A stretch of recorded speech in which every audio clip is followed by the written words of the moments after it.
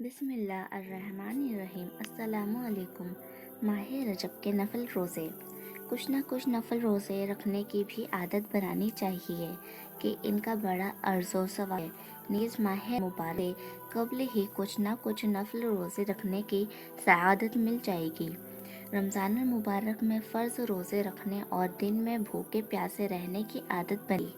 نیز روزے رکھنے کے جسمانی طور پر بھی بے شمار فائدے ہیں۔ سال بھر کے روزے مصطفیٰ جان رحمت صلی اللہ علیہ وسلم نے فرمایا، بے شک رجب بڑا عظمت والا نہ ہے کہ اس میں نیکیوں کا اجر بڑا دیا جاتا ہے۔ جس نے اس مہینے کے کسی ایک دن کا روزہ رکھا وہ ایسا ہے جیسے سال بھر ہے۔ صحابی ابن صحابی جنتی ابن جنتی حضرت عبداللہ بن عمر سے پوچھا گیا، کیا نبی پاک صلی اللہ علیہ وسلم رجب المرجب میں روزہ رکھتے تھے؟ ارشاد فرمایا، ہاں، اور اسے اہمیت بھی دیتے تھے۔ جنتی محل۔ حضرت سیدنا ابو قلابہ فرماتے ہیں، رجب کے روزہ داروں کے لیے جنت میں ایک محل ہے۔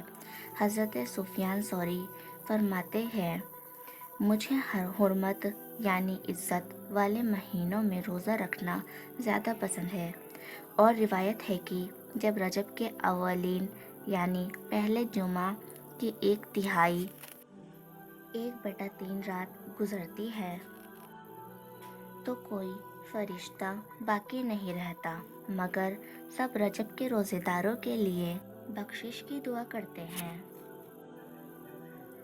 جہنم کے دروازے بند۔ عارف باللہ شیخ ضیاء الدین عبدالعزیز دیرینی فرماتے ہیں، مروی ہے کہ جس نے رجب کے 7 روزے رکھے اس کے لیے جہنم کے دروازے بند کر دیے جاتے ہیں، اور جس نے 10 روزے رکھے وہ اللہ پاک سے جو مانگتا ہے اللہ پاک اسے عطا فرماتا ہے، اور بے شک جنت میں ایک محل ہے جس کے سامنے دنیا ایک پرندے کے گھونسلے کی طرح ہے، اس محل میں صرف رجب کے روزے رکھنے والے ہی داخل ہوں گے۔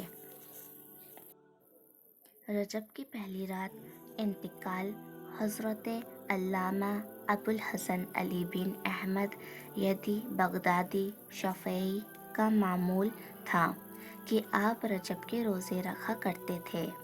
آپ وصیت کرتے تھے کہ مجھے انتقال کے 3 دن بعد دفن کرنا، کہیں ایسا نہ ہو کہ اس وقت میں سکتے میں ہوں۔ لیکن ایک مرتبہ رجب المرجب کی آمد فرمایا، میں اپنی وصیت سے رجوع کرتا ہوں، مجھے انتقال کے فوراً بعد ہی دفن کر دینا، کیونکہ میں نے خواب میں اللہ پاک کے آخری نبی مکہ مدینہ محمد عربی صلی اللہ علیہ وسلم کی زیارت کی ہے۔ آپ صلی اللہ علیہ وسلم نے مجھ سے فرمایا، یعنی اے علی، رجب کے روزے ہمارے پاس رکھنا۔ چنانچہ رجب کی پہلی رات آپ کا انتقال ہو گیا۔ مدینے کا سفر۔